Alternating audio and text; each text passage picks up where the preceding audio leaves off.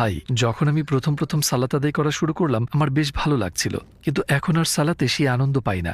এর কারণটা কি এবং সমাধানটাই বা কি?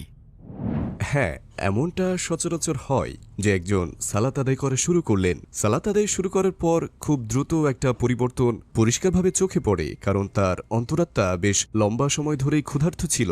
জানেন তো, খাবার খাওয়ার সময় যখন আপনি ক্ষুধার্ত থাকেন অন্য সময়ের চেয়ে খাবার একটু বেশি মজা লাগে, এটা ঠিক সেরকম। যখন কোনো ব্যক্তি সালাতে অভ্যস্ত হয়ে যান তখন আর তিনি সেই প্রথমবারের মতো খিদেটা অনুভব করেন না। সেটা অনুভব করতে হলে তাকে যে কোনো তাৎপর্য বোঝার চেষ্টা করতে হবে, তাকে আল্লাহর রহমতের কথা ভাবতে হবে, তাকে আল্লাহর দরবারে হাজির হতে হবে যেন সে সেই পরিবেশ খুঁজে পায়। যখন কোনো ব্যক্তি সালাত আদায় করা শুরু করে আল্লাহ তাকে প্রথম দিন এতটাই প্রশান্তি দান করেন যেন সে সালাত আদায় করা চালিয়ে যেতে পারে। আল্লাহ সেই ব্যক্তিকে উৎসাহিত করেন, কিন্তু কিছু সময় পর আল্লাহ তার বান্দার সেই আনন্দ সরিয়ে নিয়ে তার আন্তরিকতার পরীক্ষা নেন।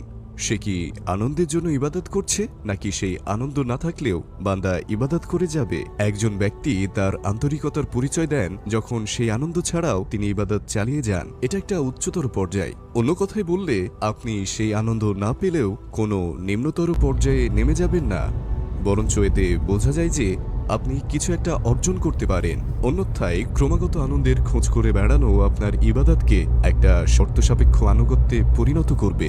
আপনি যদি ইবাদতে আনন্দ পান তবে ইবাদত করবেন, আর যদি না পান তবে করবেন না। আমরা কি এরকম কিছু বলতে পারি? অবশ্যই না।